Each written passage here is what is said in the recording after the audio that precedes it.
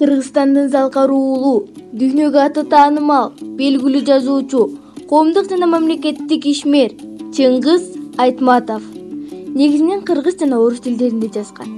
Анын чыгармалары 150 тилге которулган.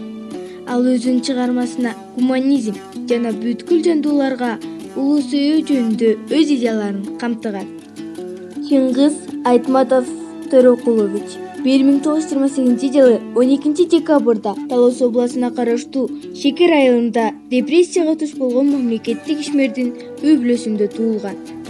1946 жылы Жамбыл шаарындагы зооветеринардык техникумда, 1953 жылдары Константин Ивановский атындагы Кыргыз мамлекеттик, 1956-58 жылдарында Москвадагы жогорку адилет курсунун обончусу болгон.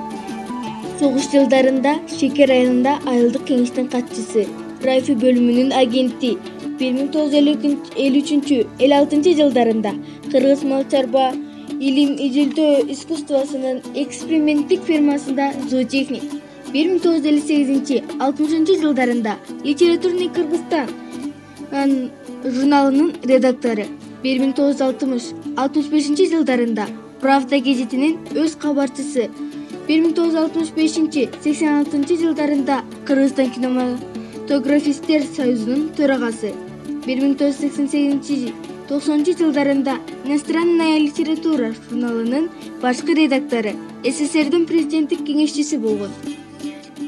1991 жылдардан баштап элчилик кызматта болгон. Айтматов Чыңгыз Төрөкулович чыгармачылыгы эсилик кезинен башталган. Орус жана кыргыз тилинде жазып, биринчи аңгемеси «Гезитчи Джудо» деген ат менен 1952 жылдары Кыргызстан Албен акындар журналына орус тилинде жарыяланган. Литературная газета, Новый мир, Литературный Кыргызстан журналдарында веткология мүчөсү болгон. 1956 жылдан тарта СССРдин жазуучулар союзунун мүчөсү. Анын чыгармалары кыргыз адабиятын эл аралык деңгээлде көтөрүп, жазуучунун дээрлик батыр чыгармачылыктары КМШ өлкөлөрүнүн драма жана опера театрларынын сахналарында коюлган. Чыгармалары боюнча тартылган кинофильмдер эл аралык кино фестивалдарынын сыйлыктарына жана байгелерине татыктуу болгон. Алгачкы аңгемелери 1952 жылы орус тилинде «Комсомолец Кыргызы» газетасына жана Кыргызстан Албен акынга жарыяланат. Ал ушул кезде эле Политика Таевдин «Полттун улуу» повестин, Михаил Бубеновдун «Ак кайың» романын которот. Бирок алар басылган эмес. Андан кийин «Ак жан», «Түнкү сугат», «Асма көпүрө» аттуу кыргызча жазылган аңгемелери жарыяланган. Чыңгыз Айтматовдун чыгармачылыгы улуттук адабият үчүн эле эмес, улуттук искусствонун башка түрлөрүнүн өнүгүүсүнө да зор таасирин тийгизген. Ошондой эле «Бетме-бет», «Обон» жана «Жамиля» повесттери кыргыз жана орус тилдеринде жарыкка чыгат.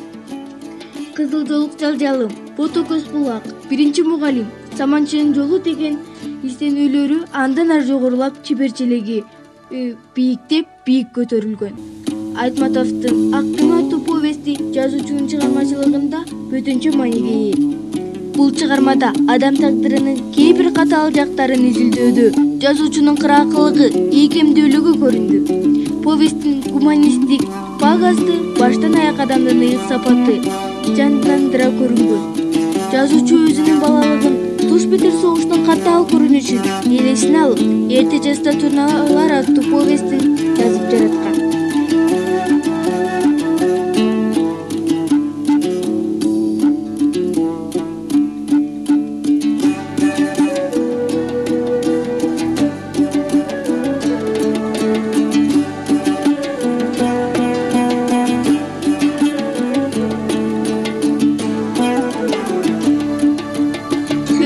Айтматов Төрөкулович ошондой эле көптөгөн сыйлыктардын ээси болгон.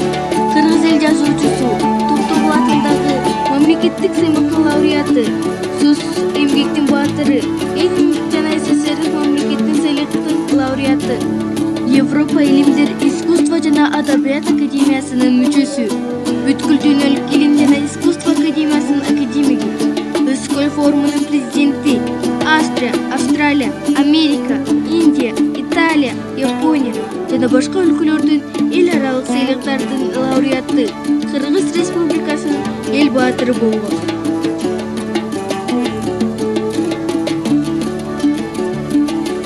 Чыңгыз Төрөкулович Айтматов 2008-жылы октябрь айларында 80 жылдыгына карата улуттук компьютерлик гимназиясына келген. 2008-жылы 16 майда Татарстанда сапарда жүргөн чагында бөйрөгүнүн иштебей калышына байланыштуу жазуучуну Германиянын Нюрнберг шаарынын ооруканаларынын бирине жеткиришет. Ал жакта 2008-жылдын 10-июнунда пневмония оорусунун кесепетинен көз жумду. Анын сөөгү Ата Бейит мемориалдык комплексине коюлган.